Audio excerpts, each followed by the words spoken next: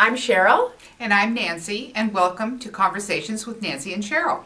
Yeah, today one of the intentions of Hourglass workshops and both Nancy and myself is the building of a community. And oftentimes in midlife, we find that the community that perhaps we grew up with, raised our kids with, we're in the same neighborhood, is no longer there. And we find ourselves either without a community or with a very sparse community, wouldn't you say? Yeah, after the kids grow up, you're no longer going to the events that brought you together with people maybe for years. And it was kind of a surprise. I thought, wow, these people will be in my life forever, and not the case. Yeah. And another thing that throws you in is if your marital status changes. Either you get married or more often, or you get divorced. And you think that friends that were there forever are, again, no longer. So, and people move away. So I wanted to talk a little bit today.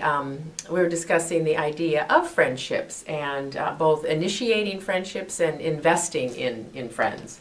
So what have you found? Well, what I used to say to my kids is you have to be a friend to have a friend, which means it can't be a one-way street. Yeah. It's got to be a reciprocal relationship. You know, there are people that are initiators. They're the idea people. And there are people that are, I always say there's people that are better hostesses and people that are better guests. Right. I am not a good guest. I'm not. You know? I don't know. I've invited you over and you've been a good guest. Yeah, but you help. You do a lot of help. I got to pitch in and do something. Yeah, you know? but I think though that people that are sort of the more natural guests or receptors are if there's not a sense that they're necessarily investing in the friendship. And I've had friends where I'm generally an initiator, and I find that when I don't call or I don't follow up or I don't make suggestions, they're not there. There's no one home. And how often do you find yourself going, oh, I'm so bad because I haven't been in touch with so-and-so. Right. And then, have they been in touch with you? But I never think that way. I'm always, putting the guilt on myself. And then it just dawned on me the other day, because there's a few friends that I have neglected calling, mostly because our schedules are very different, and I feel really constantly, it's on my mind, you should be doing this, and I'm not. Well, and we're busy, but they're not doing it either. Right. And you know what? In this case, I don't think it has anything to do with lack of affection for each other. It's just our lives are busy. And I think that there are friends that are in your inner circle that you see often. This morning I heard on the radio that we have an average person has 600 people that they could call friends. Now, not close friends. I know. You probably do. 600 people that you could have a conversation with, that you know well enough to have a conversation.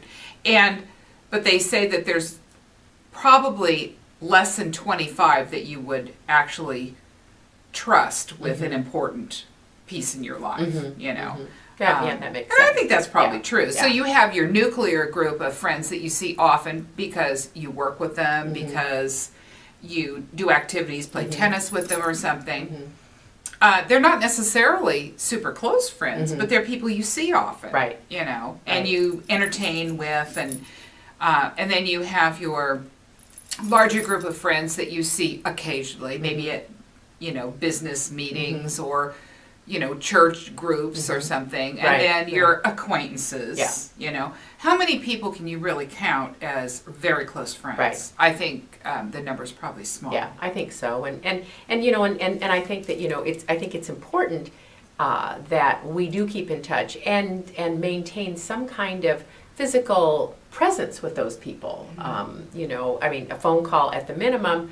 But, an email, in my opinion, or a Facebook connection, that really doesn't cut it, because it's really about shared experiences. It is, and that was one of the reasons that we started doing Hourglass workshops, and we want to build community, and we would like you to pitch in and help build that community too. Send the blogs or the videos to friends, because we're talking about things that happen to many, many women in midlife, not just women. My brother reminded me, it's not just women. Right.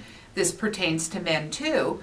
And, you know, it's just like when you have a baby or a toddler and your toddler does weird things and you're at home with that toddler and you think, oh my gosh, what's wrong with my kid? Right. He's Right. wacky. Yeah.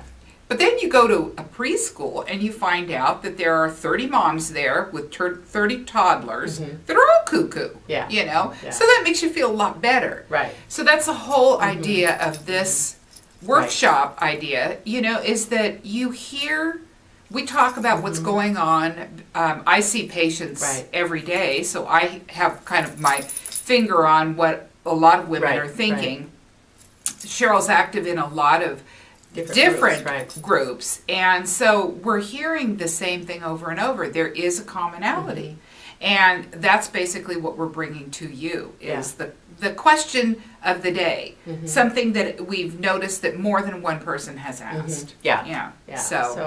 So that's kind of our our conversation today about friends. If you're someone that hasn't been in touch with a person that you really do consider near and dear, give them a call, check in with them, and rekindle and invest in that friendship.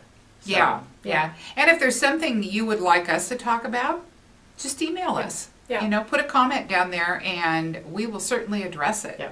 We're always looking for new ideas. Yep. So until next time, I'm Cherryll. And I'm Nancy. Bye-bye. Bye.